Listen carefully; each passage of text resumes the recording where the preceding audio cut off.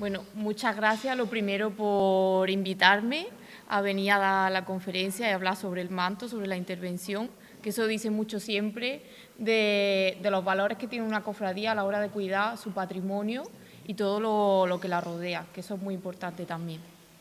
Gracias. Bueno, como bien ha comentado él, el manto llegó justo después de los Reyes, no, un 4 de enero creo que fue, en plena Navidad, y teníamos el tiempo justo para realizar la intervención para que pudiera salir en su día. Y fueron 4 meses muy cortitos, incluso un poquito menos, en los que conté con la ayuda de varios compañeros en el equipo, que hoy no están aquí, pero os los nombro porque son parte de este trabajo también. Marina Muñoz Villalta, Alejandra Gil de las Aviñuales y José Manuel García del Valle, todos compañeros de profesión y de restauración en tejido, con los que colaboro asiduamente y que son muy grandes compañeros.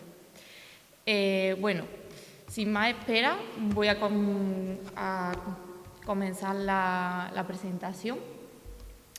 Y bueno, lo he dividido un poco en lo que viene haciendo el proceso de intervención, ¿vale? Lo que siempre a la hora de una restauración llevamos a cabo los restauradores, que siempre es realizar un análisis del estado de conservación de la pieza, que es siempre lo más importante, porque es lo que nos va a decir realmente qué es lo que necesita esa obra y cuáles son los tratamientos que debemos de llevar a cabo. El análisis técnico, que viene a ser de los materiales y de las técnicas de ejecución de la pieza, que también nos va a dar datos importantes de ejecución de la obra, su contexto histórico, de estilo y también otros datos según la técnica de ejecución que nos pueden venir bien a la hora también de los tratamientos. Bueno, primero, en el estado de conservación, para los que conozcáis de cerca el manto, habréis visto la problemática general que presentaba esta pieza, que viene dada porque está confeccionada prácticamente en el 80% con la técnica de bordado a la cartulina, ¿vale? Esto quiere decir que los bordados en sí tienen en su interior una cartulina sobre la que los hilos dorados están cosidos, ¿vale? Al ser piezas rígidas, con el uso de la pieza y al colocarlo en el pollero a la hora de vestir la imagen y demás, pues siempre la forma que se le da al manto del propio uso es lo que hace que estas piezas con el tiempo acaben fragmentándose y rompiéndose, ¿vale? Porque no tiene la flexibilidad que tienen otro tipo de materiales como el fieltro o los cordones de algodón.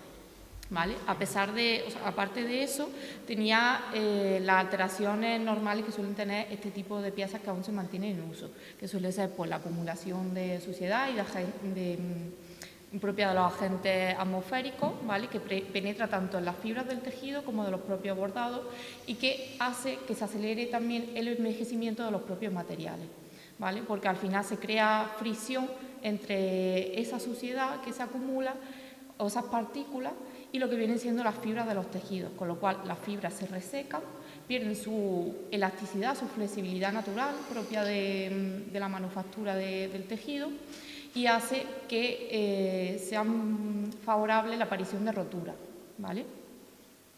Bueno, aquí vemos algunas imágenes de detalle en la que se ve también cómo, aparte de la fragmentación de las cartulinas, tenemos la pérdida de otros elementos metálicos como son los canutillos o las lentejuelas, que al ser elementos más pequeños y muy delicados porque están cogidos con mucha más soltura, no de una forma tan fuerte como son las cartulinas o otros tipos de hilos metálicos, que con el roce y el movimiento de la pieza pues tienden con los años a soltarse, ¿vale? Bueno, en cuanto al análisis técnico, ¿vale? Los principales hilos metálicos que encontramos en esta pieza son de dos tipologías. El muestra, que es la primera fotografía que podéis ver, que es el hilo básico, por así decirlo, a la hora de hilos metálicos de oro, ¿vale? Es un hilo liso, enrollado, bueno, un alma metálica enrollada sobre un alma de seda, ¿vale? Y en el centro tenemos el briscado, que es otro tipo de hilo que se fabrica de forma que tenga como una especie de rizado o ondulado que da pues un brillo diferente, un efecto diferente y hace pues que la pieza se enriquezca porque tiene otras tonalidades y otros volúmenes que le van aportando los diferentes elementos, ¿vale? La foto de la derecha son canutillos, ¿vale? Aumentados con el uso del microscopio digital, ¿vale? Que los podemos ver aquí de cerca, que en este caso no es un hilo en sí, sino que son pequeñas piezas que nosotros tenemos que ir enhebrando y cortando en la longitud que el bordador desea o el artista para crear diferentes elementos decorativos, como en este caso pueden ser los centros de las flores o las venas de canutillos que hacen como las ramas que van desde una flor a otra o hacia la hoja, ¿vale?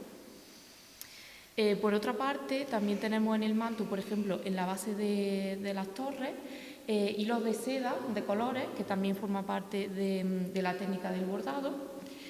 Y por otra parte, las partes centrales, aparte de las cartulinas, tenemos hilos tendidos con rellenos de cordón de algodón y otros con fieltro. ¿Vale? Aquí lo siguiente, aparte de los hilos, o sea, el material compositivo, sería la técnica de bordado, ¿vale? Que en este caso solo hemos encontrado un punto prácticamente en toda la pieza, que es la puntada de setillo, como se dice, o el ladrillado también le pueden decir, que es el esquema que vemos a la izquierda, que yo en la pantalla lo estoy viendo inverso, perdón. Es el esquema que vemos a la izquierda, ¿vale? En el que se ponen dos hilos y se van alternando las puntadas una arriba de otro como si fuera un panel de ladrillo, ¿vale? Y se encuentra en la pieza tanto con el hilo de muestra como con el de briscado y el de aguas, que sería un hilo entre medias del muestra y el briscado con una ondulación mucho más abierta, ¿vale? Y bueno, la otra técnica de bordado sería la cartulina, que es el otro esquema que vemos debajo del de setillo, que en este caso la hoja que se representa sería cortada con cartulina, ¿vale? Estas piezas normalmente se suelen hacer aparte en un bastidor, después se recortan y se añaden sobre el terciopelo. Al contrario que, por ejemplo, las venas de canutillo o de lentejuelas, que se hacen directamente normalmente sobre la pieza, sobre el terciopelo que ya está tensado durante la ejecución de la pieza. Bueno, como también he puesto debajo, que no solo encontramos canutillo y lentejuelas, sino que en la parte central, abajo en la cola, también encontramos piedras de cristal, el fleco de canutillo que rodea todo lo que es el perímetro, la concha de blonda que tenemos en la zona de la corona, ¿vale? de la cabeza del manto, y también hojillas que se encontraría en los soles y en la luna en la parte central. Bueno, una vez analizado todo lo que es el manto, ¿vale? La pieza en sí y que la compone, ya comenzamos lo que viene a ser la intervención. Lo primero y principal para poder realizar correctamente la intervención, que depende de los casos y los tratamientos, se llega a hacer o no, es el desmontaje del forro. En estos casos nos vino muy bien porque además se aprovechó para poder bordar la leyenda nueva en conmemoración a la intervención y a la donación de los hermanos mayores de 2023, que la llevó a cabo un bordador, un compañero, del que luego hablaré. Y ahí ya, una vez desmontado, nosotros nos permite ver cómo está el estado interior de la entretela, ¿vale? Y cómo se encuentra por dentro la pieza. Y también a la hora de realizar la fijación de los hilos nos va a permitir fijarlos correctamente, ya que hay situaciones en las que no solo fijamos a través de la cartulina, sino que necesitamos llegar hasta la propia entretela para que así los hilos queden correctamente fijados y sea mucho más resistente la intervención. En este caso, al desmontarlo, nos dimos cuenta también de que la entretela que habían colocado durante el pasado de la pieza anteriormente tenía una arruga, una tensión mal cosida, que estaba produciendo una arruga en diagonal a lo largo de todo el manto, con lo cual nos vino bien poder descoser esa pequeña parte, esa solapación que había entre dos tejidos que habían utilizado, para dejarla a su amor, como decimos, y que permita que se elimine esa arruga, esa tensión que se estaba creando en el manto. Bueno, a continuación lo que hacemos es la humidificación o rehidratación de la fibra, ¿vale?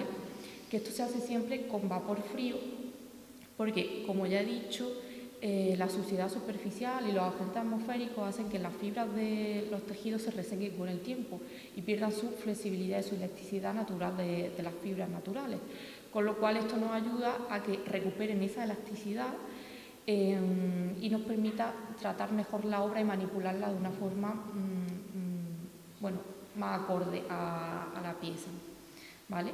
También nos permite reubicar con mayor facilidad lo que vienen a ser los hilos rotos, fragmentados y que están sueltos en el bordado, y que los podamos colocar a la hora de la fijación en su sitio idóneo.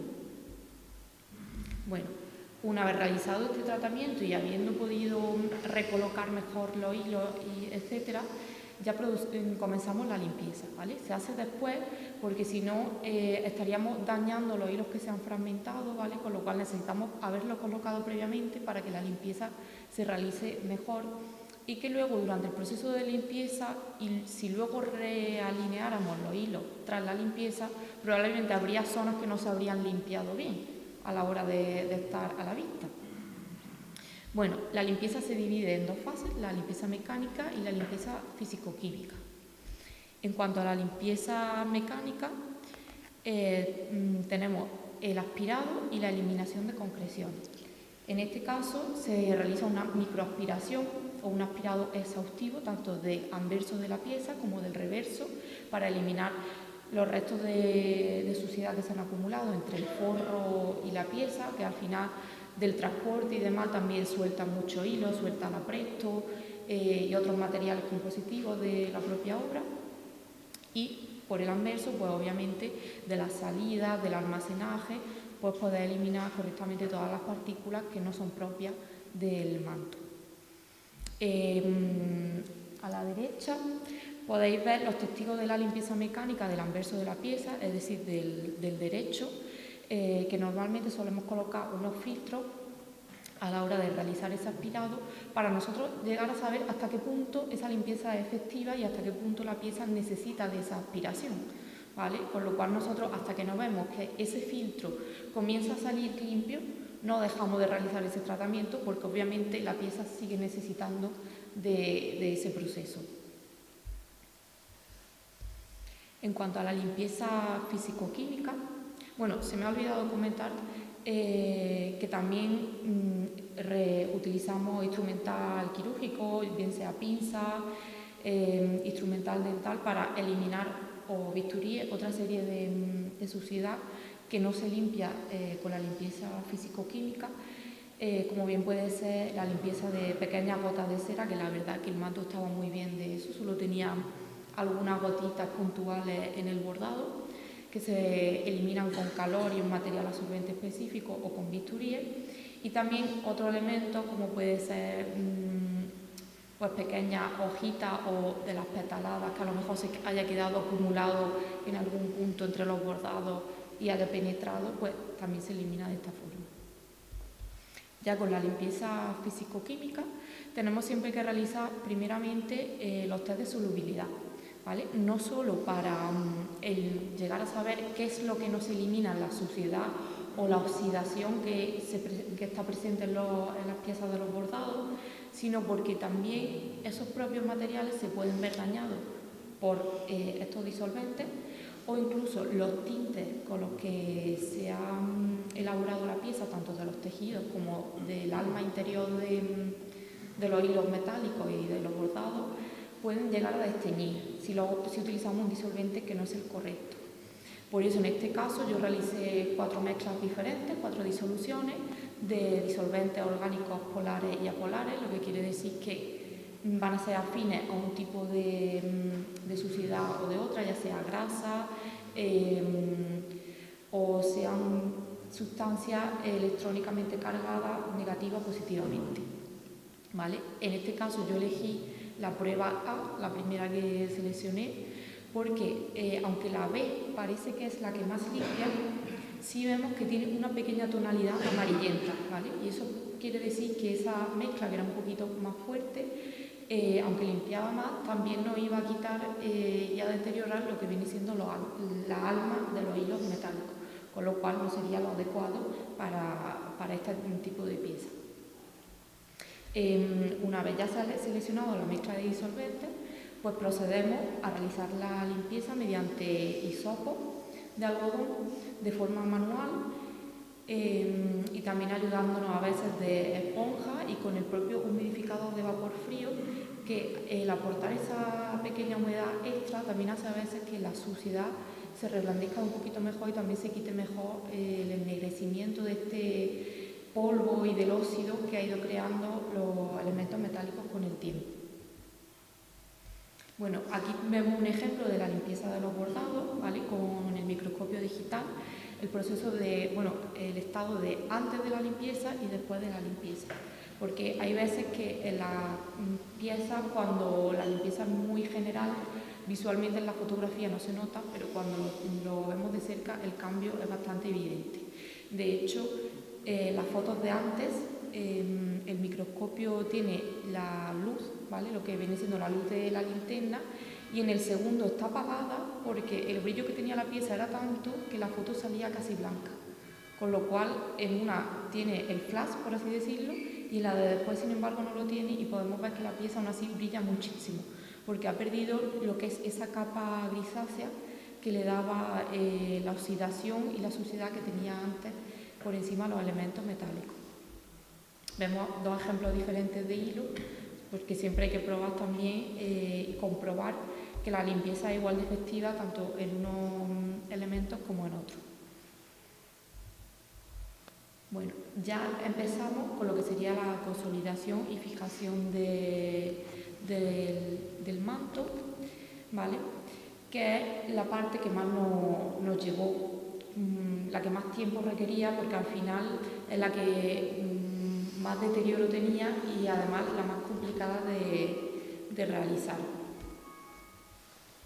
Comenzamos con el refuerzo de la entretela, ¿vale? Aprovechando que habíamos desmontado el forro, se le dio la vuelta a la pieza, se corrigió esa deformación que tenía la entretela del pasado y se colocó un refuerzo de tejido de lino 100% orgánico, ¿vale?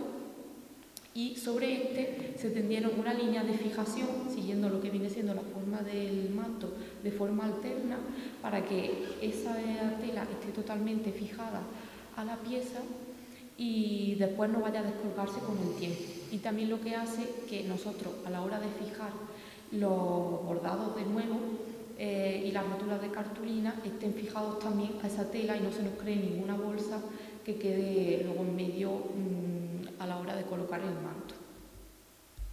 Bueno, en cuanto a la fijación de los bordados, también tenemos que realizar un paso previo, que es la tinción de los hilos y de los elementos que vamos a utilizar para la reintegración cromática, como por ejemplo en esta fotografía que se realizó la reintegración cromática de las zonas de seda que faltaban. En este caso, en lugar de usar seda propiamente, se utilizó un tul de nylon sintético para que se permitiera que se vieran los fragmentos que aún se conservan de la seda original. En el caso de que en el futuro fuera necesario realizar algún tipo de análisis, pues vemos que la laguna queda completada, queda el diseño completo y no falta color, pero podemos ver de cerca pues que aún se conserva esa seda debajo, que es la original de la pieza de cuando se concebió, ¿no? Pues en ese caso tuvimos que teñir realizando pruebas de tinción también para dar con el color adecuado para esta pieza y también para la consolidación de los espejos, que veremos más adelante, y para teñir las trenzas de seda natural que se utilizaron también para la consolidación de muchas partes. Por ejemplo, también en esta misma fotografía, solo que lo tapa un poco, bueno, a lo mejor aquí está un poco borroso, no se ve como en el ordenador, pero hay unas pequeñas puntadas, ¿vale?, sobre el propio bordado en unos hilos que había sueltos, que en este caso no se hacen con seda comercial porque es un hilo más gordo, se hacen con seda natural, que es como si dijéramos el diámetro de un pelo, ¿vale?, algo muy finito. Aquí vemos más ejemplos de la consolidación de los bordados, por ejemplo, donde vemos que está la aguja, la imagen de la derecha, Es porque estas piezas concretas de las venas de canutillo durante el pasado o no se llegaron a consolidar bien o han perdido sus puntos de unión con el tiempo, ¿vale? Y estaban totalmente levantadas y sueltas, no estaban adheridas al terciopelo, con lo cual hubo que volver a coserlo en su sitio. Y luego a la derecha, por ejemplo, vemos un ejemplo de un fragmento de hilo que se ha desprendido de la cartulina, pero que solo ha perdido la puntada en sí, no está roto, ¿vale? Con lo cual solo hay que volver a enganchar ese hilo y coserlo debajo de la cartulina como estaban en origen. Por otro lado, los espejos eran unas partes también que estaban bastante deterioradas porque están confeccionados con tisú de plata, ¿vale? Que es un tejido en sí que contiene elementos metálicos o hojilla de hilo metálico entre las propias fibras del tejido, es lo que lo caracteriza, ¿vale? Entonces este tipo de piezas son también más rígidas y con el tiempo y con el roce esos pequeños hilos metálicos, al no comportarse de la misma forma que el tejido de base o la seda que lo compone, pues acaban soltándose y fragmentándose. Con lo cual tuvimos que manualmente proceder a la recolocación de todos esos hilos, realizar el punto de restauración que llamamos nosotros, que es un punto específico que nos garantiza que esos tejidos, esos hilos van a estar fijados tanto por arriba como por debajo. Y luego sobre esto, en el último momento se le pone una capa de tul, también en el color propio, bueno, entonado a lo que viene siendo el tisú del espejo para que quede transparente y se pueda ver el brillo de ese tejido, y luego ya se recorta lo que sería el sobrante de ese tul para que quede enmarcado correctamente en la pieza. Luego ya en cuanto al refuerzo de las cartulinas, que fue la operación a la que tuvimos que darle más vueltas y ser un poco más creativos, ya que al ser piezas que estaban muy fragmentadas, no estaban solo un poquito partidas o dobladas, sino que estaba totalmente cortada lo que viene siendo la cartulina, pero casi en corte limpio del manejo de la pieza. Nosotros no podíamos poner algo del mismo grosor de las cartulinas porque si no la pieza luego no encajaba bien, ¿vale? Y se producía un desbordamiento, por así decirlo, una diferencia de grosores de la pieza que cuando la pieza se mueva de nuevo y se manipule van a chocar entre sí y no le va a permitir que se mueva adecuadamente y va a causar un daño mayor de lo que ya tendría la pieza, probablemente fracturándose por una zona diferente, con lo cual es más daño que se le daría a la pieza. Al final, después de mucho darle vueltas, lo que nosotros pensamos que era lo más conveniente fue primero alinear esos hilos que estaban sueltos en las uniones, ¿vale? Y después con una lámina de tereftalato de polietileno inerte, ¿vale? Que utilizamos en conservación y restauración, introducimos esa lámina. Se puede observar en la tercera imagen que está ya la lámina introducida, ¿vale? Con resina acrílica en disolvente orgánico al 5%, ¿vale? Que es una resina que también utilizamos para adhesión de este tipo de elementos en conservación textil. Colocamos la lámina, introducimos la resina entre la cartulina y la lámina en el interior del bordado, tiramos de la lámina consiguiendo que el bordado vaya a su sitio, ¿no? Uniendo al ras la fractura, y ya una vez se ha secado y ha quedado bien fijada, se corta el sobrante de la lámina, ¿vale? Que se ha introducido siempre al menos 1 centímetro entre lo que viene siendo la unión de la fractura, ¿vale? Para que esté bien fija según la zona, pues se pone más larga o menos para que tenga un poquito más de refuerzo. Con esta lámina, al ser flexible, conseguimos que en el caso de que la pieza sienta una tensión muy fuerte, se pueda mover o manipular sin llegar a desprenderse y a fracturarse de nuevo. Pero como no nos quedábamos tranquilos, igualmente, después de este tratamiento, lo que hicimos fue darle una serie de puntadas con hilo de seda comercial en cruz sobre cada una de las fracturas, y reforzando muy bien por debajo la costura a lo que sería la entretela o el refuerzo de tela que habíamos puesto nuevo. En cuanto al resto de elementos exentos de la pieza, como sería blonda o el encaje de concha y el fleco. En este caso, en la reconstrucción de la blonda, hubo una parte que se había perdido, lo que era el dibujo, que pusimos, por tanto, un tul también entonado, que luego se recortó con la propia forma de la blonda para que quedase de forma transparente, y sobre este procedimos a lo que fue la reconstrucción con hilo de los hilos que ya se habían perdido, para que por lo menos lo que fuera la forma no se perdiera y estuviera el dibujo completo. Luego, llegando a la reposición de los flecos,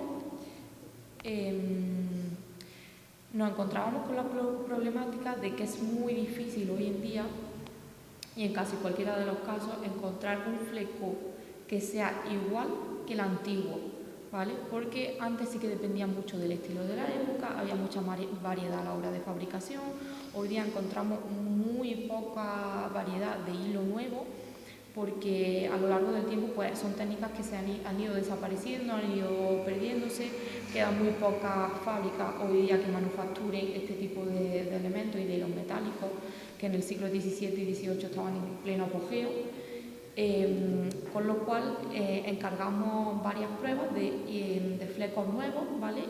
Y también hicimos una búsqueda por anticuario de flecos antiguos, intentando buscar pues, lo más parecido posible, ¿vale? Entonces vemos en la imagen dos que son flecos nuevos de diferentes fábricas, ¿vale? Y uno que es sacado de anticuario del siglo XVIII, ¿vale? Es verdad que cambia un poquito el tipo de rizo que tiene el fleco, pero vemos que el tono es mucho más parecido. Entonces va a envejecer de una forma más natural con respecto al original de la pieza, y queda más a tono que los nuevos, que tardarían mucho tiempo. Y había zonas en las que aquí, por ejemplo, lo intercalamos muy bien para ver cómo quedaría entre todo el conjunto, pero había zonas en las que a lo mejor faltaban 5 flecos seguidos, con lo cual a la hora de colocar la pieza sí que iba a llamar mucho la atención cuando ésta estuviera en uso, ¿vale? Bueno, cuando ya concluimos toda la fijación de estos elementos, ya procedimos al montaje del forro de nuevo, y como ya he comentado antes, se aprovechó mientras se realizaba la intervención para que un compañero artesano y bordador, José Carlos Arco de la Rosa, que tiene taller también allí en Sevilla, procediera a bordar la leyenda con la misma tipología de letra que tenía la leyenda anterior que se había bordado en el pasado de los años 80, ¿vale? Bueno, aquí vemos una imagen general de lo que sería el resultado tras la limpieza, ¿vale? Podemos ver que ha recuperado su brillo la pieza. Las piedras de cristal que hay presentes en la parte central de la cola también recuperaron su brillo, pues estaban un poco opacas, ¿vale? También del roce y del uso de la pieza. Y he marcado en algunos puntos, que también estaba viendo a ver si se veían bien en el proyector, algunos puntos donde había multitud de fracturas, lo que viene siendo las cartulinas, que es lo que se ve más en esta parte, y que después han quedado pues reforzadas y reconstruidas en muchas zonas.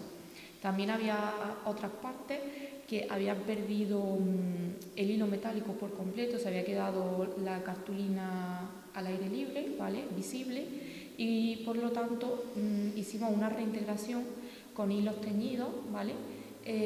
Para que quedasen en la tonalidad que había quedado el hilo metálico tras la limpieza.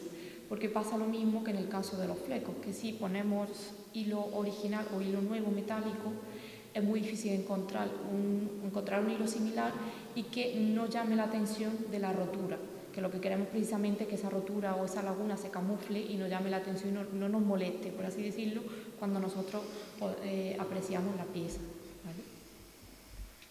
Bueno, y aquí una imagen general de lo que sería la intervención al completo de la pieza. En la izquierda tenemos el resultado, en la derecha, en mi derecha, el resultado final, y en la izquierda el estado inicial, que se aprecia pues ese capa grisácea que tenían los bordados que ya he comentado anteriormente, ¿no? y que opacaba el brillo que tiene la pieza tan bonito, y los bordados en sí que enmarcan pues, todo lo que viene haciendo el manto.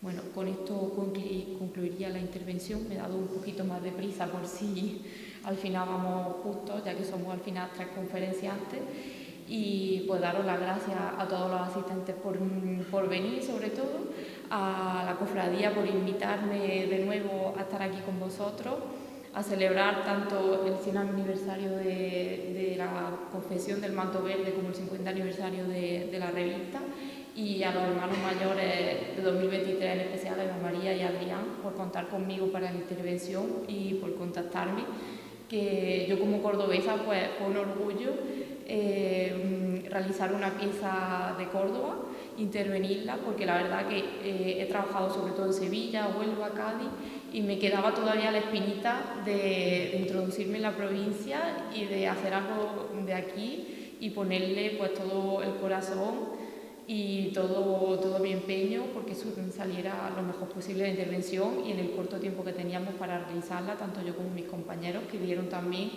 toda su energía para que la pieza estuviera al día. Así que muchas gracias, y bueno, si alguien tiene alguna pregunta, pues estaré encantada de responder con respecto a la intervención o cualquier duda de restauración o lo que queráis. Buenas tardes.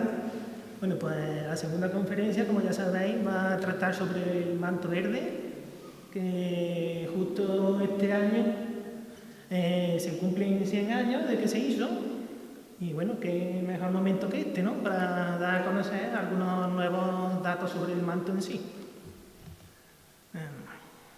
Bueno, aquí para empezar la portada he puesto una estampita que hay de los años 80 o así. Se aprecia bastante diferencia de lo que le comentaba yo a ella, como restauradora, que el brillo de los bordados se apaga bastante. Aquí es antes de restaurar, ahora después lo comentaremos más a fondo.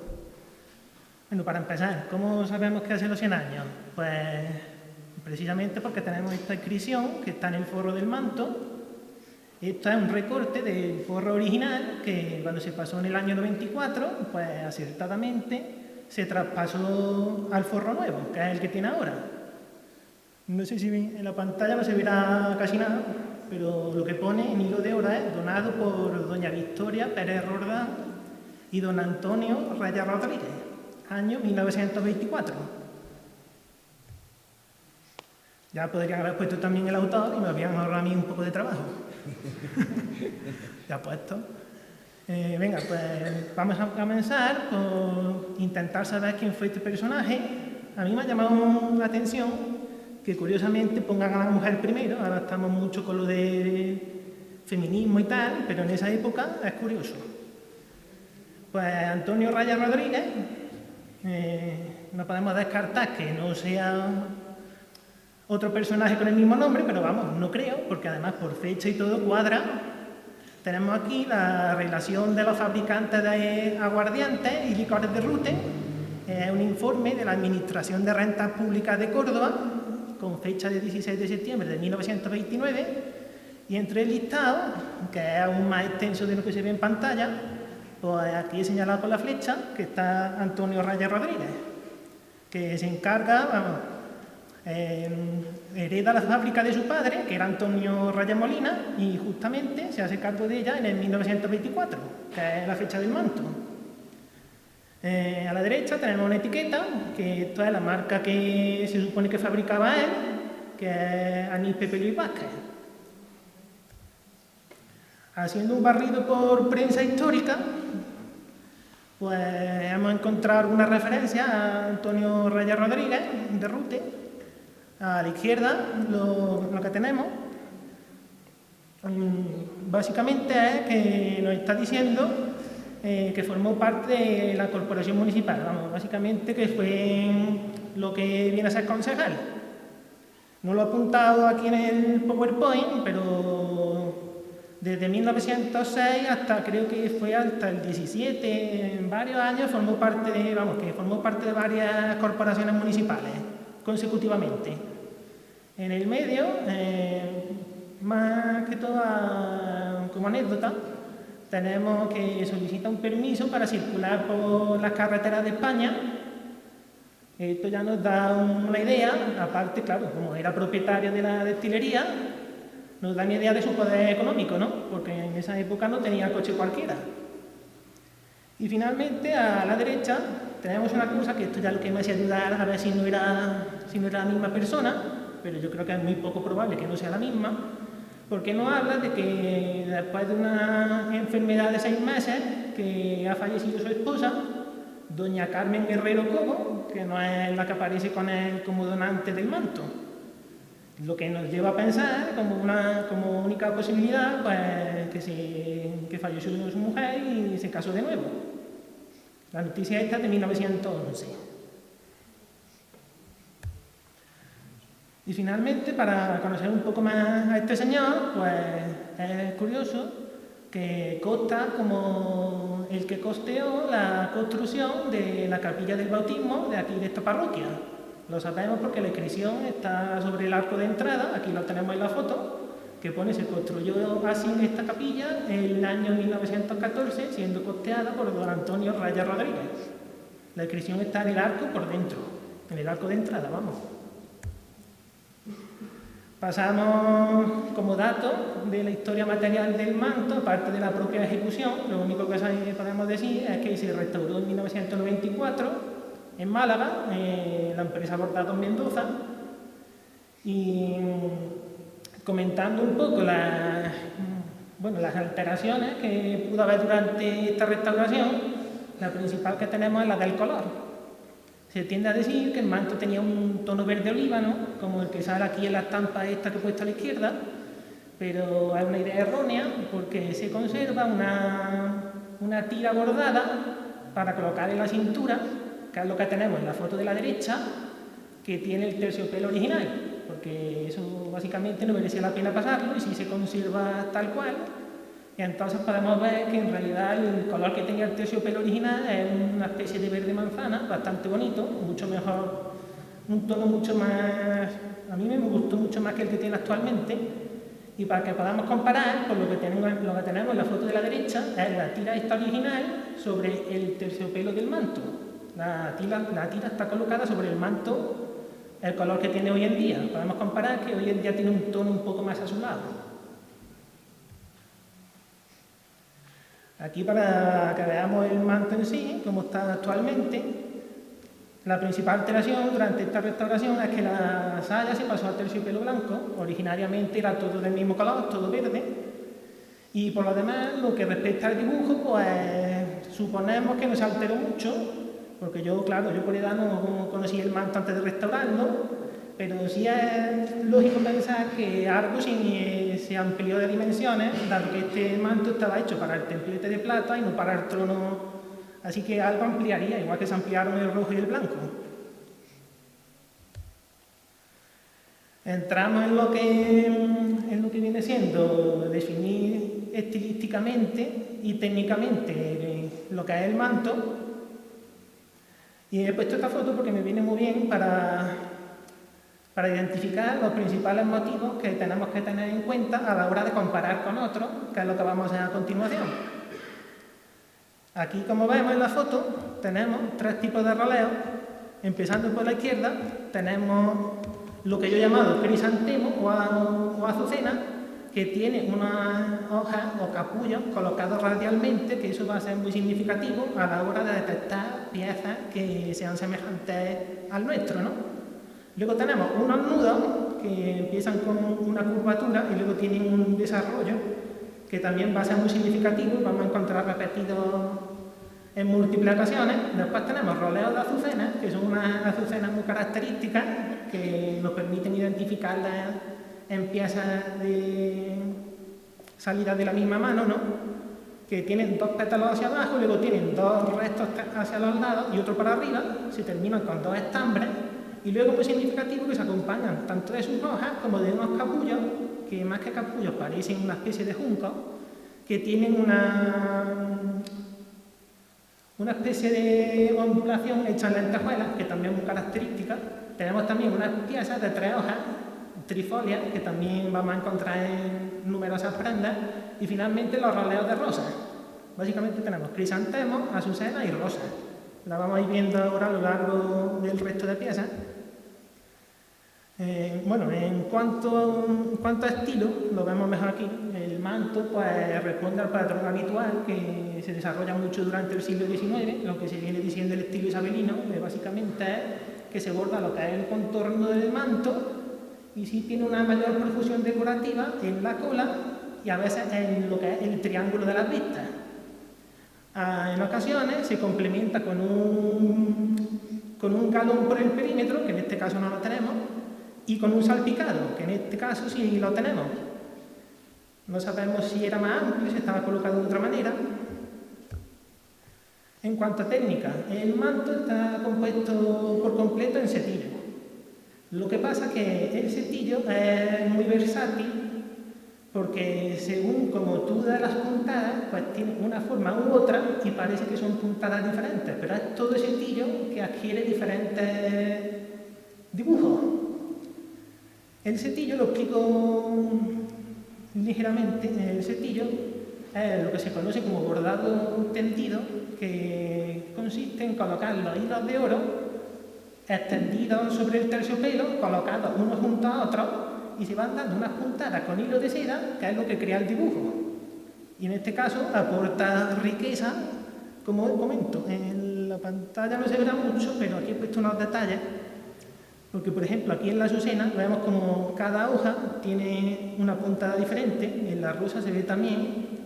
Aquí, por ejemplo, tenemos lo que sería un enladrillado, ¿no? Aquí una onda.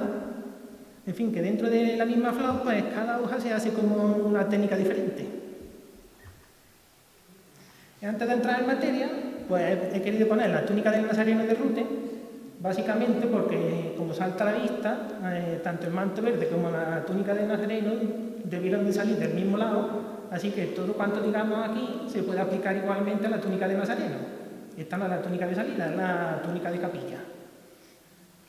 Bueno, para señalar una semejanza, pues por ejemplo aquí estamos viendo los crisantemos con los capullos radiales, que son muy significativos. Aquí, por ejemplo, tenemos azucenas, la pieza esta, que son como los nudos de los claveles que dividen el tallo en diferentes fragmentos, pues aquí hace la misma función. Y sí que aporta la nota diferente, también tenemos unas piezas en U que se dan en el manto verde, que sirven como de arranque a todo el grueso de la decoración. Aquí la diferencia es que encontramos una flor de la pasión. Como vemos, tiene la leyenda de que el pueblo de Ruta Jesús Nazareno. No sabemos qué fue primero, si la túnica de Nazareno o el manto verde. Alguien sería el primero y el otro se copió. Pero como el Nazareno no está fechado, pues no sabemos lo que fue antes.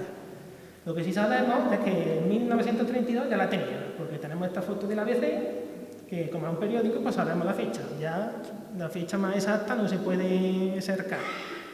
Aquí tenemos una foto del cuello, que tenemos también azucena, y aquí tenemos las rosas, que el resto de la túnica no se dan, pero estas rosas sí son iguales que las de la Virgen de la Cabeza. También tenemos unas hojas de 3 puntas, que van a ser muy características. Y bueno, pues ya entrando en materia, pues nos trasladamos a Málaga. Algunos recordarán que en la revista del año 2016 ya salió un artículo sobre el manto verde, que básicamente se daban a conocer una serie de piezas muy parecidas, y como todas eran de Málaga, o la gran mayoría, pues yo lo que daba a entender es que seguramente pues, el manto verde se habría hecho en Málaga. Ahora veremos que no. Yo mismo me contradigo. Pues venga, para empezar tenemos aquí, entre las piezas de las que hablaba yo en su día, en el artículo de la revista de 2016, pues hablábamos de la Virgen de los Dolores, que ahora se llama Gran Poder, que es de la Hermandad de la Misericordia, del Chiquito, de Málaga, capital, que como tenemos aquí el recorte de la saeta, que es la revista de la agrupación de allí de Málaga, en la de 1922 se dice: se ha completado el bordado del palio de la Virgen, que también estrenará un vestido bordado en oro, regalo de su camarera y del mayordomo. Como podemos ver en la fotografía, la saya prácticamente es igualita a la del verde. Tiene dos roleos abajo y luego una serie de tallos que salen hacia arriba. El que se conozca bien la saya sabe que son primas hermanas. También tenemos lo que es el conjunto de la Virgen, el terno, vestido y manto, y también las bambalinas completas del palio. Que por ejemplo aquí tenemos a Azucena, el manto lo veremos ahora después mejor.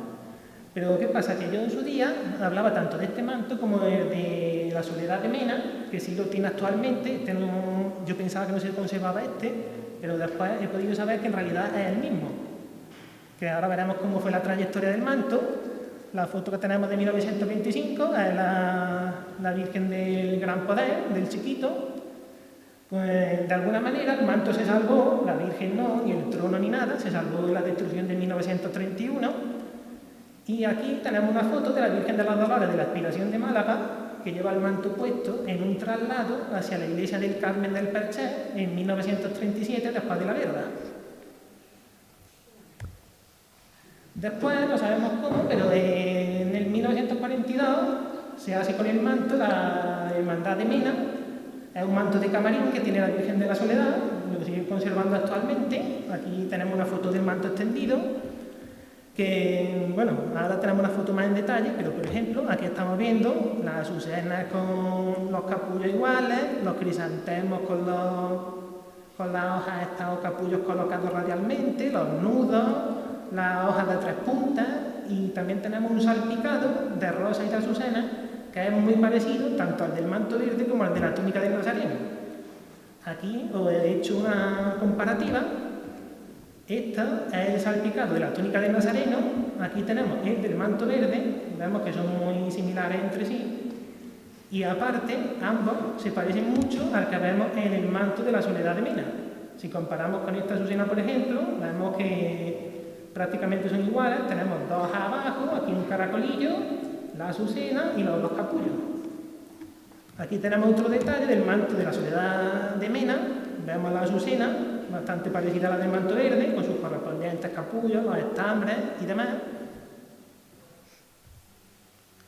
Y ahora nos pasamos dejamos un momento Málaga para citar el manto de la Virgen de las Angustias de Córdoba, básicamente por analogía.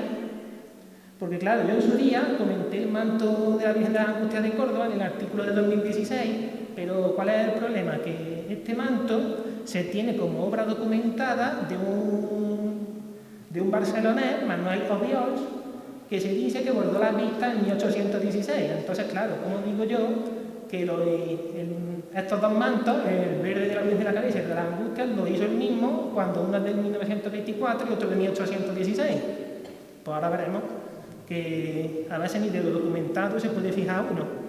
Bueno, como dato del manto, se dice en la hermandad en 1930 se sustituye el escudo, se le agrega malla y paloma. En el 52 las adoratrices se supone que bordaron los costados y la cola porque el manto solo era de vista.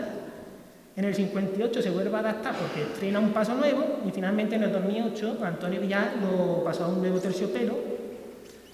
Aquí tenemos la Virgen de la Angustia a la izquierda y lo de la derecha es la Virgen de las Tristezas de la Hermandad de Ánimas, que le prestaron el manto un año. Y aquí lo tenemos antes de la restauración de 2008. Si os fijáis, lo que han hecho es quitar el escudo que le pusieron en el 30, de aquí para arriba, todos estos bordados son de las adoratrices, y han dejado solo lo original, que es de aquí para abajo. Solo que lo que aquí tenemos en esta zona, aquí se lo han puesto ya en todo lo alto. Aquí tenemos la comparativa del manto de la Virgen de la Angustia con el de la Soledad de Mena, que prácticamente esto ya no es que se parezca, es que el dibujo es literal en uno y en otro. Hay partes del dibujo que se correspondan al 100%. Hay pequeños detalles que tanto en uno como en el otro están iguales. Para que lo veáis mejor, lo he puesto señalado. No sé cómo se verá aquí en la pantalla, pero a grandes rasgos, por ejemplo, mirad, aquí tenemos 3 rosas con sus 2 hojas, aquí otras 2, las 2 hojas estas para arriba, 2 caracolillos con una hoja en medio, en el otro todo igual. Aquí tenemos una pieza en forma de U, con los 2 caracolillos con las hojas, otras 2 hojas aquí estos 2, en fin, esta pieza por este lado, esta aquí, aquí tenemos este roleo, si os fijáis, aquí está rosa, con las 3 hojas para arriba, esta que se emite por aquí tenemos este tallo que se divide en 3 y sale una azucena con 3 capullos, en este lado se vuelve a dar igual. Esto cuando yo lo ponga en mi blog, que lo pondré en los próximos días, pues subiré todas las fotos y lo podéis ver mejor. Entonces, ¿qué pasa? Que si ante esa conexión de los dos mantos hay un vínculo tan estrecho que es imposible que los separe un siglo, pues acudimos de nuevo a la prensa y vemos que en realidad el manto de la angustia de 1816 va a ser que no. Tenemos aquí una noticia de 1918 que nos dice que ha ocupado el cargo de camarera de la venerada imagen de Nuestra Señora de la Angustia, la respetable condesa de Cárdenas, y más abajo nos dice una de las necesidades en que más ha de fijar su atención es, en primer término, en costear un nuevo manto de terciopelo recamado de oro que la bella imagen deberá estrenar en la procesión del año inmediato, pues siendo viejo y pobre en el que la actualidad ostenta, urge reponerlo por decoro y afecto. Entonces, esta señora inicia una suscripción popular a través del diario El Defensor de Córdoba y todo el que va aportando dinero pues sale su nombre en este diario. La última noticia que tenemos es del 29 de abril del 19 que nos dice que la suma que se alcanzó fue de 2.659 pesetas. Y aquí arriba tenemos la noticia de 1919 que nos dice que el manto está puesto en una de las escaparatas del comercio de tejidos de los señores Sánchez Hermanos. Ha quedado expuesto al público un hermoso manto de terciopelo negro bordado en oro y con el escudo de la ciudad en el centro, costeado por varios devotos con destino a la Virgen de la Angustia que se venera en la iglesia de San Agustín. Por tanto, este es el manto de la Virgen de la Angustia y no es el de 1816. ¿Qué pasa? Claro, yo tengo un documento con un manto de 1816, la Virgen tiene un manto negro bordado, pues entonces este manto negro es el de 1816, pero antes de ese manto la Virgen de la Angustia ha tenido otros tantos y todos negros. Pues entonces el manto de 1816 sería alguno anterior que tuvo a este que tiene actualmente, previsiblemente el que vemos en la fotografía que no se conserva, que son las fotografías más antiguas que hay de la Virgen. De hecho, esta que tenemos a la derecha es la primera foto de la Semana Santa de Córdoba, que es de 1890 y lleva ese manto que es el mismo que esta foto de aquí, que yo supongo que debe ser el de 1816. Volvemos a Málaga. En el artículo de 2016 también hablaba de la Virgen del Mayor Dolor, de la Hermandad de la Veracruz, lo que hoy son las Reales Cofradías Fusionadas de Málaga, que también en 1919, bueno, se me ha olvidado decir que el de Mena, curiosamente, sí consta que se hizo en Zaragoza. También se dice que se hizo en Zaragoza, en el dossier de prensa de la fusionada, se dice que se hizo en Zaragoza el manto y el palio a su eléctrico, que vemos en la fotografía de la izquierda, en 1919. Aquí tenemos una foto de detalle en la que podemos ver crisantemo y aquí azucena. ¿Ves cómo vienen también los capullos de forma radial? Pues ¿dónde está esto bordado hoy en día? Pues en el 95 parte de ellos se usaron en el Sinelare Concepta, lo que viene siendo el Sin Pecado. Aquí tenemos un crisantemo, aquí tenemos una rosa, aquí tenemos otra rosa, hojas de 3 puntas como en el manto verde, otra hoja de 3 puntas, otra rosa, en fin. Aquí tenemos un jarrón muy parecido al que vemos en el manto de la Angustia. Y en 2010 el resto de bordados se emplearon en las bambalinas exteriores del palio. Por dentro nuevo, aquí tenemos, por ejemplo, un crisantemo, una hoja de 3 puntas, aquí tenemos unas azucenas iguales que las del manto verde, en fin. También en 2016 se hablaba de la Virgen del Amor, de la Hermandad del Rico de Málaga. Tenemos aquí un recorte de prensa de la Saeta del año 1922 que nos dice: en el artístico manto de la Virgen se ha completado el borde en oro por la Casa Garanda de Zaragoza, habiéndose adquirido también otro estandarte con la insignia de la cofradía.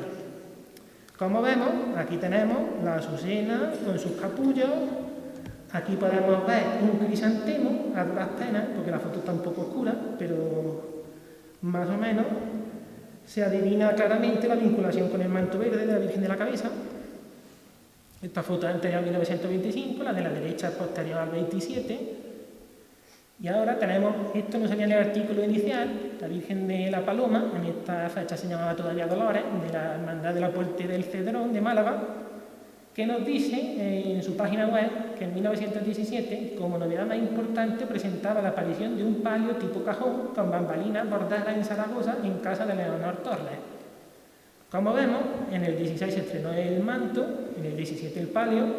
Si vemos el palio, se compone de unos rapiñetes de 3 azucenas con sus capullas. Las azucenas son claramente del mismo tipo que las que venimos viendo en las piezas anteriores. ¿Y dónde están estos bordados? Pues aquí vemos la foto del palio que le hicieron a la adoratriz a la Virgen de la Paloma de Málaga en el 24, que recortaron un poco por dentro. Tenemos aquí los bordados originales recortados de mala forma.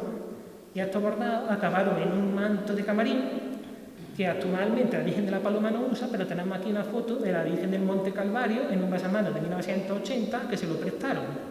Y vemos aquí las azucenas que tenía originariamente en el palio. Pues llegado a este punto, dado que todas las piezas que hemos visto anteriormente tienen claras analogías con el manto verde, pues se evidencia que el manto verde debió realizarse en la casa de Aranda, regentada por Leonor Torres en Zaragoza. Tenemos un establecimiento curioso, a finales del siglo XIX y principios del XX, es un tipo de establecimiento que surge mucho, que se encarga un poco de todo, una especie como lo que viene siendo hoy Gradi o Angulo en Lucena, hace orfebrería en serie, o lo que es los talleres de Olot, que hacen imágenes de pasta de madera y demás. Pues aquí hacían tanto imágenes como orfebrería como los bordados. Claro, los bordados no se pueden hacer en serie. ¿Qué pasa? Claro, tenemos el mismo diseño, pero el bordado se tiene que hacer artesanalmente a la fuerza, pero claro, lo que yo vengo a decir es que tiene un método de trabajo sencillo, son una prenda sencilla, como la técnica más simple que hay en el bordado. Debían ser unas piezas económicas, pero en ningún momento sin renunciar a la calidad, ¿no? Aquí tenemos un recorte de prensa con la publicidad de la casa. Aquí tenemos un catálogo de los años 50 de una sucursal que tenía en Madrid con una serie de candelabros. Este, por ejemplo, es de la Virgen de la Soledad de San Cayetano de Córdoba. Y aquí tenemos un anuncio que dice, por ejemplo, que cuenta con un gran taller de bordado para toda clase de trabajo artístico en seda y oro combinado, oro y figura, desde lo más económico a trabajos más ricos y artísticos. Y también se restaura. Pues claro, yo viendo todo este tipo de piezas, llego a la conclusión de que trabajaban de una manera muy ingeniosa, ¿no? Deberían tener una serie de artesanos que iban bordando el mismo tipo de piezas constantemente.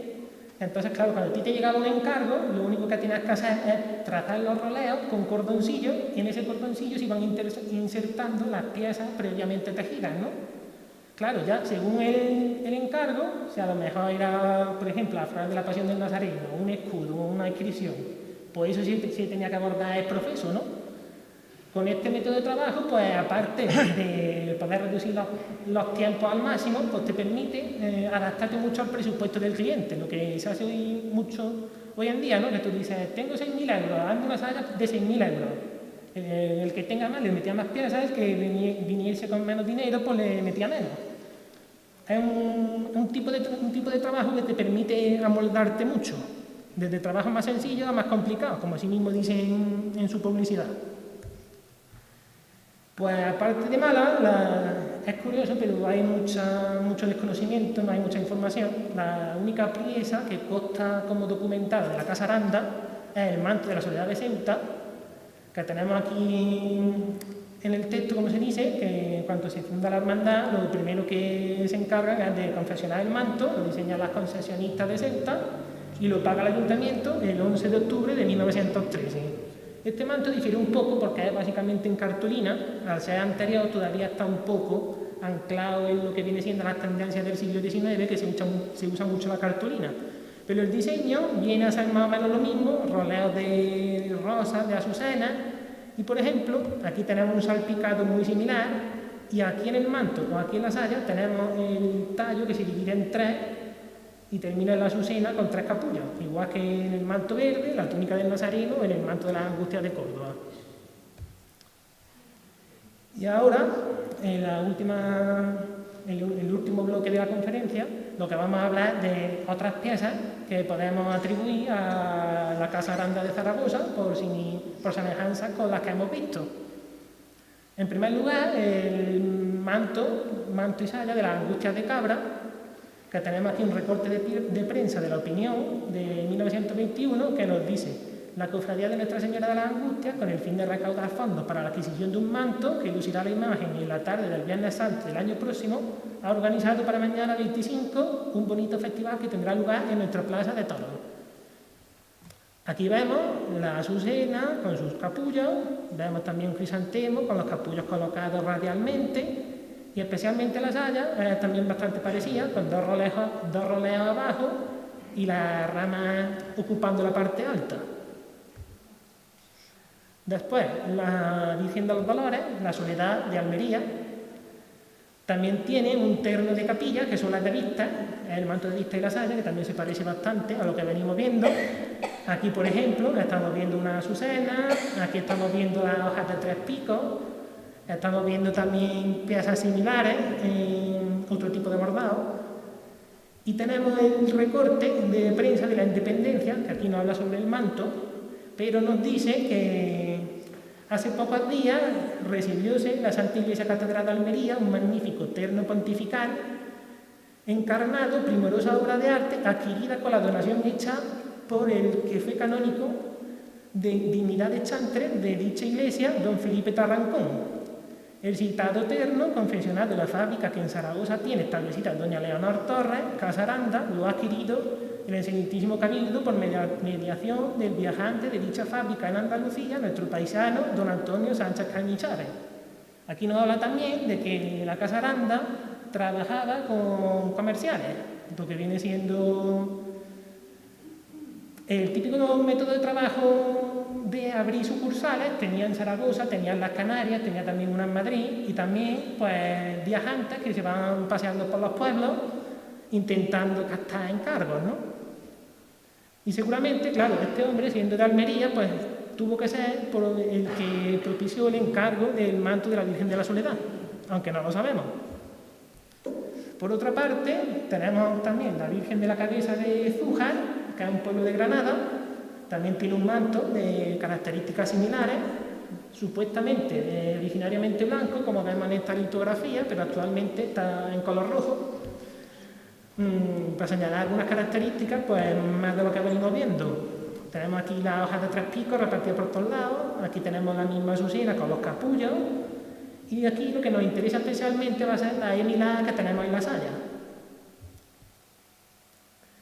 Aquí tenemos la saya de la Virgen de Zújar, en el medio tenemos el anagrama del manto verde de la Virgen de la Cabeza, que hoy está en lo alto de la cola, pero antiguamente lo tenía la Virgen en el pecho, lo mismo que el Niño Jesús tiene la JHS en el vestido.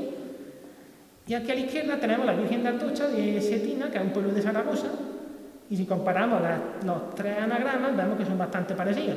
No basta con fijarse en el tramo recto de la... También tenemos aquí 2 hojitas en el pico, la voluta de la punta, o esta hoja de 3 picos que tenemos abajo, exactamente igual que la de la Virgen de la Cabeza, la hoja de 3 picos abajo, la parte superior recta, las 2 hojas, las volutas, en fin. Por lo demás, el manto sigue respondiendo al mismo estilo de bordado y la misma tipología de flores y piezas. Aparte tenemos también este traje de camarín de la Virgen de Gracia, la patrona de Carmona. Está bordado sobre raso rojo, y si sabemos que se realizó en 1920, nos dicen que vino a sustituir a otro más antiguo que se quemó accidentalmente en la novena de 1918. Aquí nos dicen que se dice que se hizo en Valencia, pero eso siempre lo podemos poner en duda porque muchas veces se subcontrataba. También sabemos que la Casa Aranda compraba tejido a otras casas de Valencia, en fin. Porque si vemos los motivos, viene a repetir lo que venimos viendo a lo largo de este estudio. Aquí tenemos las mismas azucenas, tenemos también hojas de 3 partes, aquí tenemos otra azucena, en fin, viene a ser lo mismo. Y estas hojas, por ejemplo, que tenemos en lo alto de la saya, son muy parecidas a las que tiene las flores de la Pasión en la túnica del Nazareno.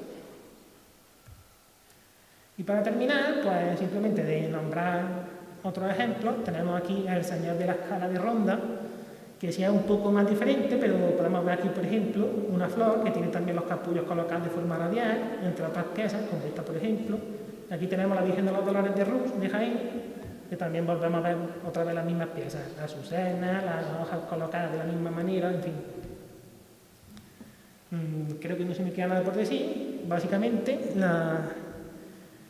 la idea era exponer una serie de piezas que guardan similitudes con el manto verde de la Virgen de la Cabeza. Y claro, hemos empezado por los ejemplos de Málaga, que como conocemos que sí se hicieron en Zaragoza, entonces, dado que son tan parecidos al manto verde de la Virgen de la Cabeza, podemos llegar a la conclusión que el manto verde de la Virgen de la Cabeza también se bordó en 1924 en la Casa Aranda de Zaragoza, que regentaba Leonor Torres. Y por ahí, si alguien tiene alguna pregunta o alguna duda, creo que no se me queda.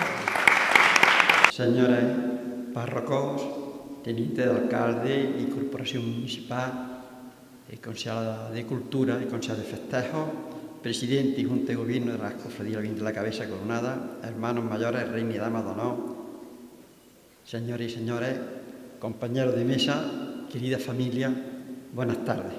Bueno, ya buenas noches, yo pensaba que iba a ser el primero.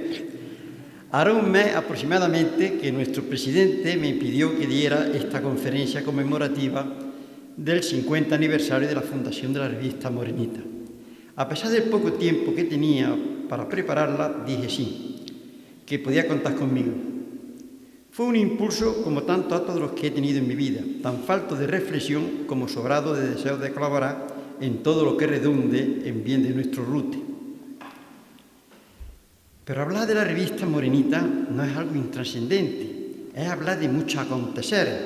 Su aparición marcaría un antes y un después en la historia de su Real Cofradía, porque a partir de entonces se abrió un periodo de expansión cofrade y, consecuentemente, aumento de su patrimonio y de sus festejos. En sus páginas se recogieron hechos muy importantes: el pregón de las fiestas que estuvo a cargo de Miguel Salcedo Hierro, de la Real Academia de Córdoba, presentado por Rafael Villén Gasto, la reina Maritere Molina y sus damas Victoria Repullo y Mari Trujillo. Al insertarse este acontecimiento en la revista, se oficializaba y promocionaba este acto mariano-cultural de reciente implantación en esta cofradía. Centrándonos en el germen de la revista, que es lo que nos ocupa, empezó una mañana de la recién estrenada primavera de 1975, en la que yo tenía que hacer algunas operaciones en Banesto, entonces instalado en la antigua fábrica de anís naipe, en la plaza de Mariano Roldán. Y tan pronto entré, Alfonso Cruz, entonces presidente de la Real Cofradía, con la resolución que le caracterizaba, se levantó de su mesa de trabajo y, dirigiéndose al lugar del mostrador en que me encontraba, me dijo: «Quería verte. ¿Podríamos hacer una revista de fiesta para la Virgen de la Cabeza?» Sin pensarlo dos veces, como siempre hago, dije sí. ¿Cómo quieres que se haga?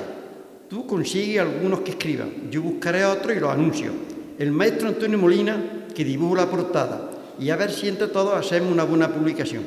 La revista tiene que estar para cuando vengamos de Andújar, así que a trabajar. De esta forma tan simple, espontánea y sencilla, con tan breves palabras y mucho entusiasmo, nació la revista Morenita. Tal como habíamos quedado, Alfonso pidió la colaboración del alcalde José Joaquín Roldán a Rafael Villén para que buscara el pregonero, lo presentara y escribiera, a Domingo Reina para que organizara una demostración de tractor y maquinaria agrícola, algo inédito e irrepetible en las fiestas, y para que colaborara con otro escrito y algún compañero más de la Agencia de Extensión Agraria, a Juan Lavela, a Francisco Salcedo. Por mi parte, yo hice lo propio con José Manuel Mora, Juan Guerrero y Joaquín Pelayo, con los que me uní una buena amistad. También se lo comenté mientras la componíamos, entonces hacía tipografía, a mi compañero Antonio Rabasco, al cual se lo dijo a su hijo para que participara. y quien os habla, que le ocupo la responsabilidad de escribir el primer artículo histórico de las fiestas. Y, a petición de Alfonso, la editorial a cuyo pie puse a modo de firma, La Cofradía, que por ser, llamémosle la raíz, no quiero dejar de leerla. Decía así: desde hace años, la Real Cofradía de Nuestra Señora de la Cabeza pretendía la confesión de una revista anunciadora de su fiesta. Por fin, este año de 1975 aparece la primera y en ella queremos hacer llegar a todos nuestra mayor ilusión por celebrar un año más la devoción a la Virgen en sus tradicionales fiestas de mayo. Esta cofradía espera contar con la colaboración de todos que, como en años anteriores, se entregan voluntariamente prestando su ayuda y aportación y aportando su donativo, para que estas fiestas sigan con igual esplendor y, si es posible, dar mayor realce a las mismas.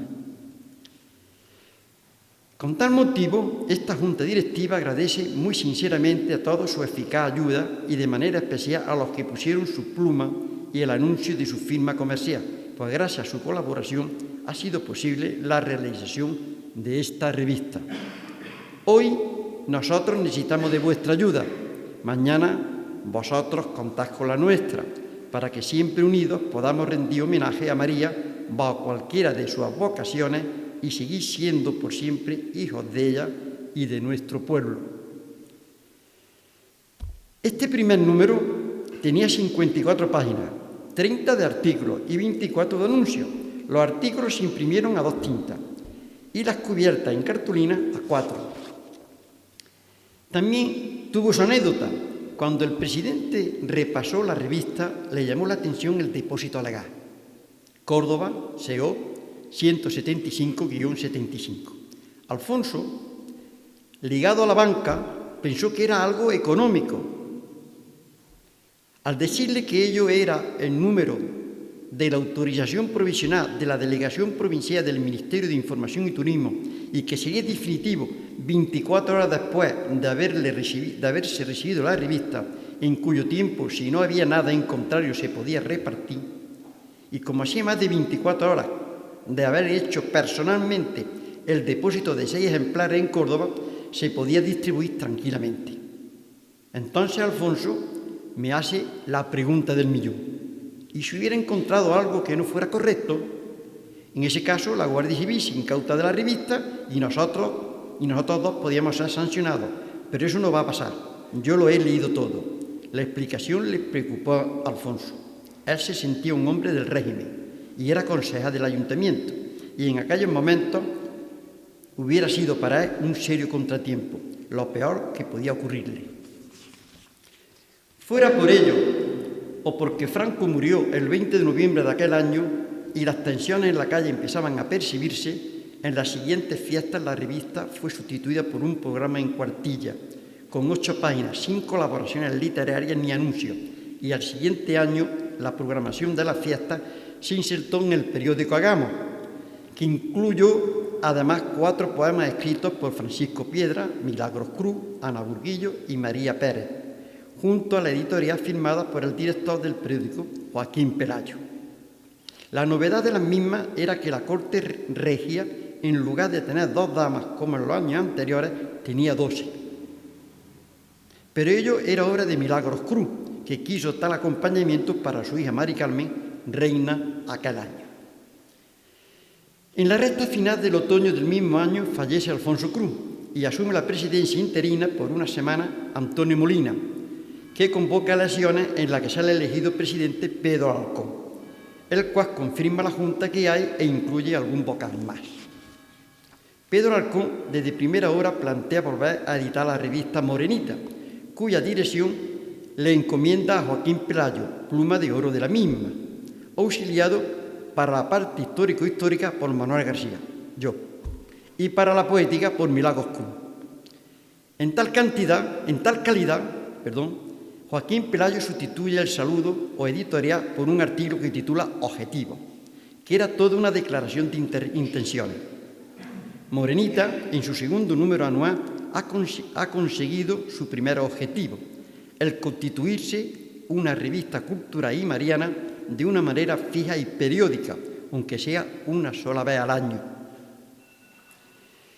Este número tenía 36 páginas, 20 de colaboraciones literarias, programación, páginas de Reina y Dama y 6 poemas, 2 de él mismo, uno del Serrano, otro de Juan Antonio Cabeza y otro de Rafi Arco y de Gregorio Aroca, que lo envía desde Rubí, Barcelona, y 16 páginas de anuncios. La programación ha aumentado con una ofrenda de flores. La pregonera será la poeta María de los Llanos Jávega, invitada para la ocasión por el hermano mayor Antonio Tirado.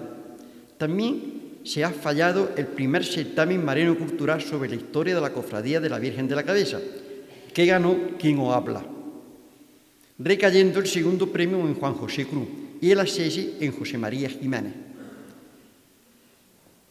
El siguiente número de la revista Morenita se edita para la fiesta de 1979, en la que Joaquín Pelayo participa doblemente, como director y como hermano mayor. Esta tercera edición consta de 62 páginas, 32 de artículos, programas, fotografías, etc., y 30 de anuncios. En ella escriben los nuevos párrocos Aurelio Partera y Ramón Martínez. También se convoca en este año el segundo trabajo de investigación histórico sobre la Cofradía de la Virgen de la Cabeza, que vuelve a ganar un servidor de ustedes. Asimismo, el primer premio de poesía que se le otorga a Salvador García Maqueda y el primer premio infantil a Victoria Serrano Pacheco, de octavo del Colegio José Joaquín Roldán, hoy Fuente del Moral. Al propio tiempo se grabaron discos y cassettes con los himnos de la Virgen que estuvo a cargo de la Coral Lucentina, el coro parroquial de San Francisco y la banda de música. El director de la grabación fue Antonio Villa, de Lucena, presentándose en el Teatro Liceo el 12 de mayo de 1978. La revista de fiesta de 1980 estrena portada, en la que se representa a la Virgen en el trono carroza, a su paso por los cortijuelos, con la sierra al fondo y abriéndole paso una señora tocada de peinete y mantilla portando un banderín de la época. Composición muy conseguida de Francisco Sánchez. La reina Isabel Casa vuelve a tener 12 damas y por primera vez las fiestas tendrán corte infantil con 14 damas, presididas por Mari Carmen Martínez, y su itinerario matutino se ampliará con la subida al cementerio. En la revista anunciadora de la fiesta de 1981, el elemento femenino pierde protagonismo, al tener la reina solamente 6 damas y no haber presencia infantil. Lo destacable de las mismas es el pregonero, que fue nada menos que Matías Prats. La revista cuenta con 76 páginas, 38 son artículos, poesía, fotografía, etc., y 38 de anuncios. Meses más tarde fallece el presidente Pedro Alarcón y el párroco de San Francisco nombra una gestora que organice las próximas fiestas. Esta mantiene más o menos los festejos de años anteriores, pero no edita revista, sustituida por un programa en cuartilla en el que da a conocer los actos, las cortes, juvenil e infantil, y 2 escritos, uno del hermano mayor Antonio Isidoro Roldán y un escrito de Quien os habla, dando a conocer al pregonero que ha gestionado para la fiesta y al que presentará en su día, Manuel Nieto Cumplido, canónigo de la Catedral de Córdoba y delegado provincial de Cultura, con el que tenía gran amistad.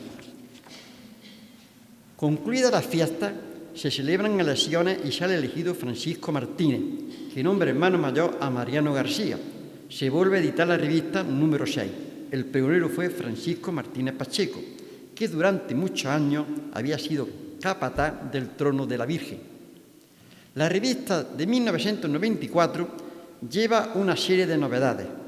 El alcalde escribe en la misma y el hermano mayor será una familia representada por 4 hermanos: María, María Victoria, Jesús, Concha y Rafael Sánchez de Nogués.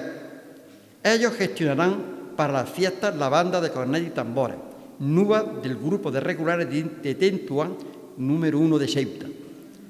En la revista siguiente se da a conocer el documento por el que el Papa Juan Pablo II concede una bendición apostólica a sacerdotes y hermandades de la Virgen de la Cabeza y Santísima Virgen del Carmen.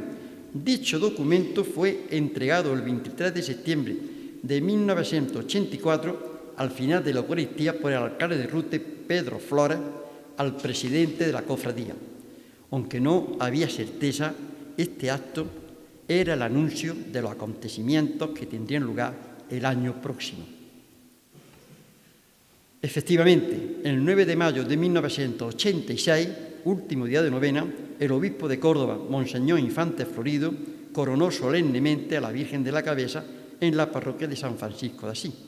Con tal motivo, la Real Cofradía, al margen de la revista de fiesta, editó un opúsculo dedicado a la coronación que lo abría el Papa Juan Pablo II con un mensaje de su visita a España, un escrito de agradecimiento al obispo de Córdoba, cuya fotografía incluía la programación de cultos y actos religiosos y las lecturas completas del ejercicio de la novena. Por otra parte, las fiestas revistieron una solemnidad extraordinaria. Un ejemplo de ello fue la ofrenda de flores, que partió de la ermita de la Vera Cruz, presidida por la Junta de Gobierno, hermanos mayores y reina y dama d'honor, que estuvieron acompañadas por la banda de cornetas y tambores y mayores de Maracena, grupo de coro y danza Marquesa de Benamejí, grupo rociero de Priego de Córdoba, grupo municipal de bailes regionales de Granada, grupo Jarazmín, asociación de coro y danzas de Málaga, grupo de verdiales, la banda del Maestro de Málaga y la banda municipal de Rute. Al siguiente año, la revista Morenita estrena un anagrama compuesto por una M mayúscula rematada con una corona real, aludiendo a la coronación de la Virgen. No se ha vuelto a repetir. Fue pregonero Rafael Sánchez de Nogués, que fue presentado por el autor de esta conferencia. La portada de la revista es un singular retrato pintado de la Virgen de la Cabeza con sabor decimonónico, cuyo entrañable atractivo es el ramo de flores que lleva la Virgen en su mano derecha en lugar de cetro, mientras el niño tiene en su mano el tallo de una rama de olivo. Necesariamente, como no puede ser de otra manera, también recoge una crónica ilustrada de la coronación del año anterior. La revista de 1988 reproduce en su portada un azulejo con la imagen de la Virgen de la Cabeza, el segundo en 3 años, aunque se diferencia del primero en que aquel representaba la aparición de la Virgen al pastor de Colomera y este de la imagen de Rute. Los hermanos mayores fueron Diego y Ana Victoria Molina, que invitan a su primo Diego Molina Peso y a ser pregonero de la fiesta. En esta revista, Rafael Sánchez de Nogués escribe 6 coplas para la aurora de la Virgen de la Cabeza, preciosas, como salida de su pluma. Y la hermana mayor dedica 3 sentidos poemas a la Virgen. La peculiaridad de la revista Morenita está en la profusión de poemas populares en sus páginas, característica que va en aumento con cada nueva edición hasta superar a la prosa, artículos históricos y los que expresan sentimientos personales, que son la mayoría, en los que se recuerdan vivencias pretéritas cargadas de añoranza. En este sentido, en el número 13, correspondiente al año 1990, escribe una carta abierta el que fuera uno de los párrocos más queridos y populares de esta parroquia, don Francisco Gálvez León. Está llena de recuerdos entrañables en los que deja constancia su profunda devoción a la Virgen de la Cabeza, a la vez que da una serie de consejos.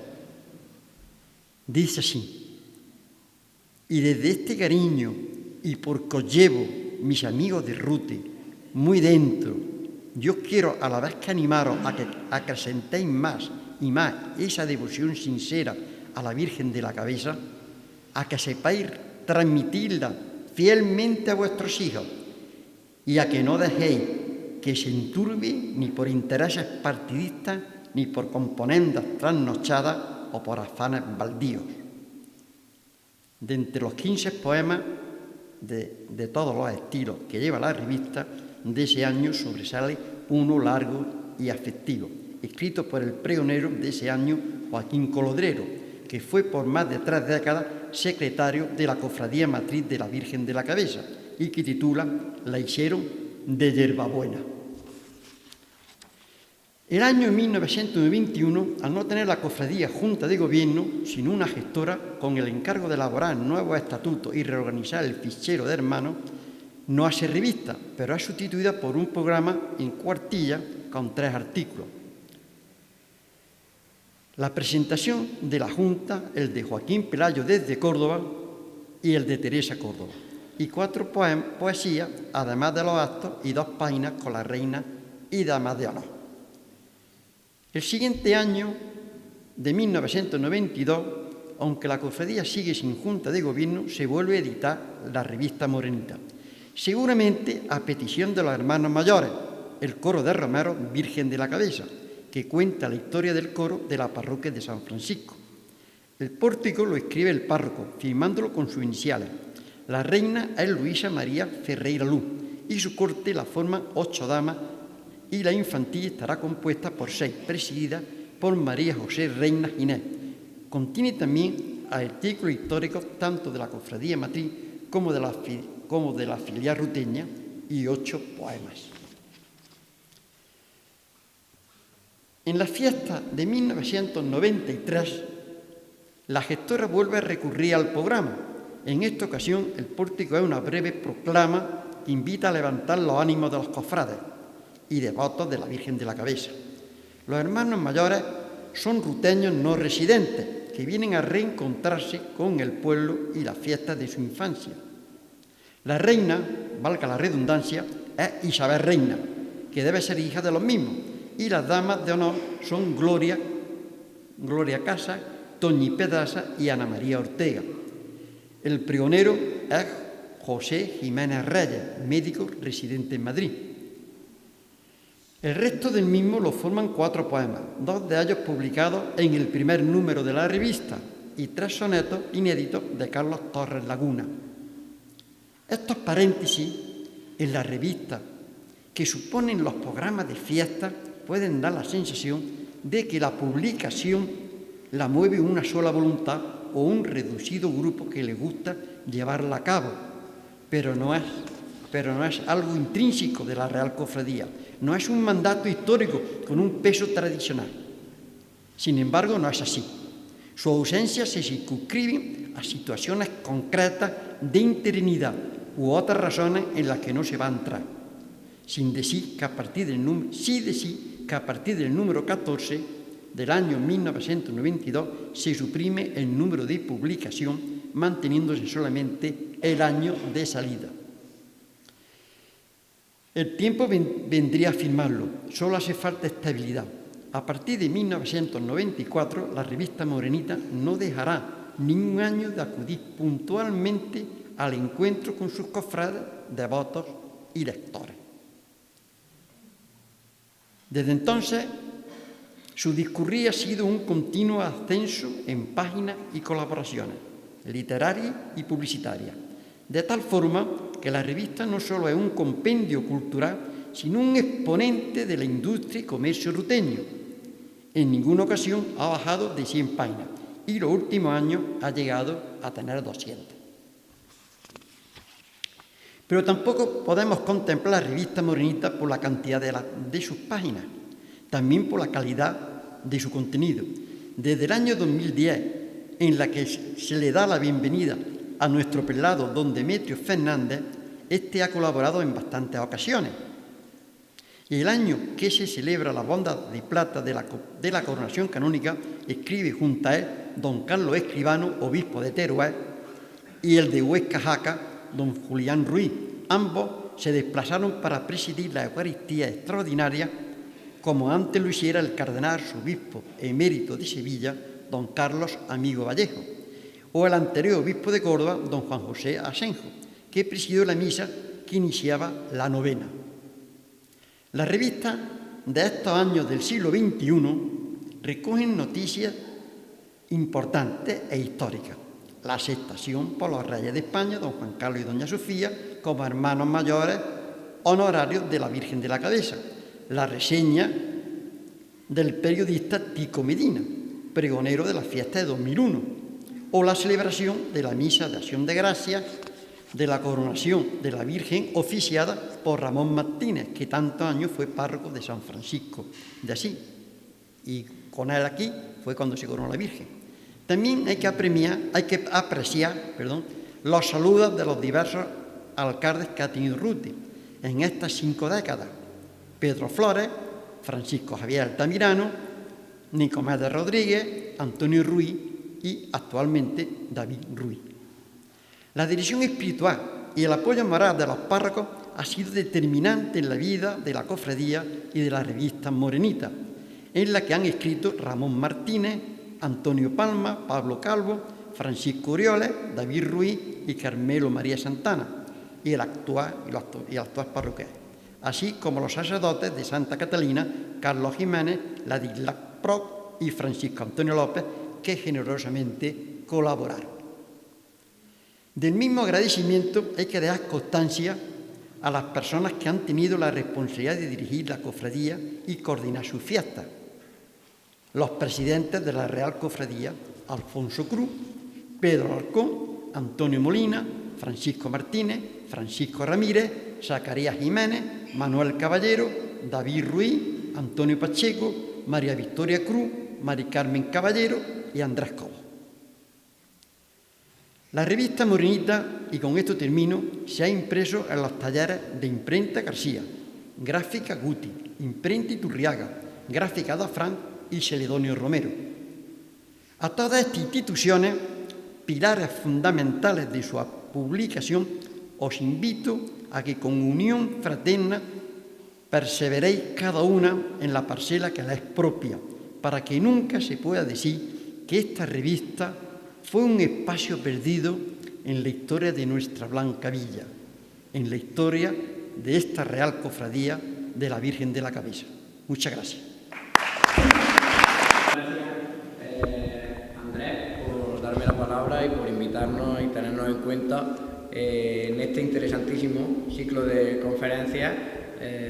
Me toca a mí representar a la Corporación Municipal, que además lo hago gustosamente, como además hermano que soy de la misma, y además tuve la oportunidad de acompañar hace unos años a mi señora madre cuando fue hermana mayor. Entonces para mí es un gusto y un orgullo acompañaros tanto aquí a vosotros como a todos los cofrades que nos están acompañando. Quiero dar mi enhorabuena y la del resto del equipo de gobierno que hoy aquí nos acompaña, a los 3 ponentes, a nuestro buen amigo Agustín, a Celia y a nuestro buen amigo Manuel. Nos han resultado, la verdad, que una serie de conferencias muy interesantes. Por mi parte, soy un completo desconocedor del arte textil y son bastante y muy interesantes y recomendables las ponencias, para que todos conozcamos un poco más de la historia de Rute, para que conozcamos nuestro patrimonio y para que ayudemos a conservarlo y a conocer cuál es nuestra cultura y nuestra tradición. Y quiero agradecer a Manuel por esas palabras que nos ha dirigido, dándonos a conocer todo lo que han sido estos 50 años de la revista, que bueno, entiendo que tal y como me pasaba a mí, entiendo que a la mayoría de nosotros no sería completamente desconocido.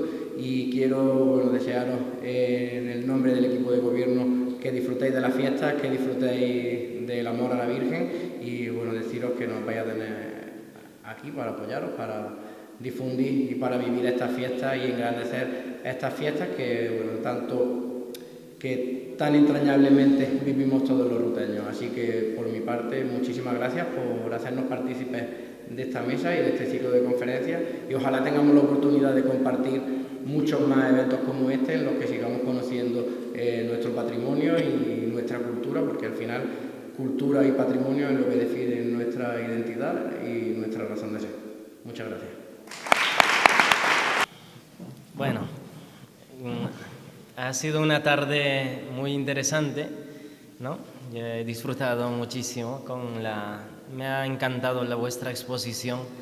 He visto mucha profesionalidad, mucha dedicación en vuestro trabajo y es impresionante ver cada detalle del manto, ¿no? Ver cada detalle de la historia que se ha forjado en torno a estas piezas. Estaba pensando también en Jesucristo, cuando desde el Monte de los Olivos aprecia Jerusalén y se maravilla, ¿no? Es que Dios hace las cosas bonitas, lo hace con mucho arte, ¿no? Todos nosotros somos fruto de este arte de Dios. Y ahora que vamos a empezar en las fiestas en torno a la Morenita, en torno a la Virgen de la Cabeza, pues haber estado aquí, haber presenciado esta exposición, estas ponencias, pues nos introducen para vivirlo de mejor manera lo que está por delante, ¿no? yo siempre digo que cuando disfrutamos mejor lo que conocemos, pues ahora conocemos mucho más de estas piezas, estos mantos que cubren a la Virgen María, a la Virgen de la Cabeza, por su paso por nuestro pueblo. Tiene mucha historia. ¿Cuántos habrán reído? ¿Cuántos habrán llorado al ver a la Virgen cubierta por estos mantos? Y todo esto es historia. Es que sin estas letras que se contienen en esta revista, pues pasaría al olvido, ¿no? A mí me ha encantado la exposición de don Manuel. Es que es testigo presencial de todo esto, ¿no? En muchos momentos decías, yo, aquí, el presente, ¿no? Y es así, como cuando mi abuelo me contaba sus vivencias, ¿no? Y es que esto es la historia. Así es también la fe que se transmite de generación en generación, de padres a hijos. Una fe que no se puede olvidar, una fe que más bien nos identifica, una fe que es el corazón de nuestra cofradía, la fe de la Iglesia. Por eso es un tiempo también de mayor unión, de otra vez volver a cargar las pilas, porque a lo mejor ya se han estado bajando ¿no? Porque estamos prontos a empezar estas fiestas que conlleva mucha organización, mucho cansancio, ¿no? Y otra vez nos vuelve a motivar para realizarlo con más ganas, ¿no?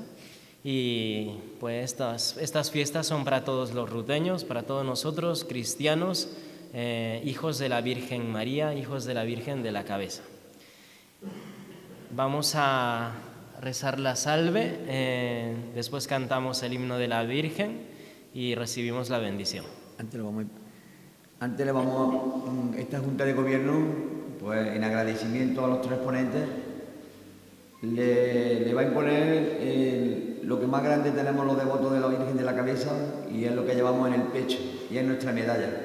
Se la vamos a imponer a los tres para que la Virgen de la Cabeza los proteja, los cuide y los guíe durante toda su vida.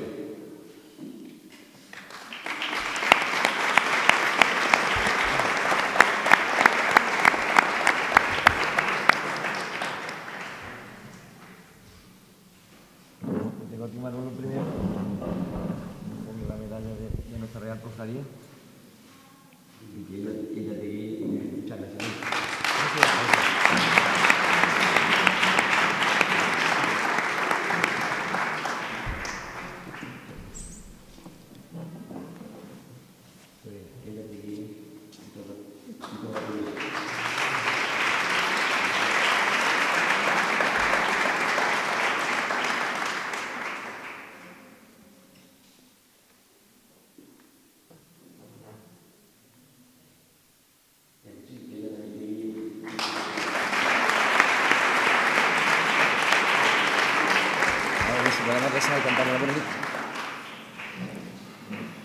El Señor esté con vosotros. Y con tu espíritu. La bendición de Dios Todopoderoso, Padre, Hijo y Espíritu Santo, descienda sobre vosotros y permanezca para siempre.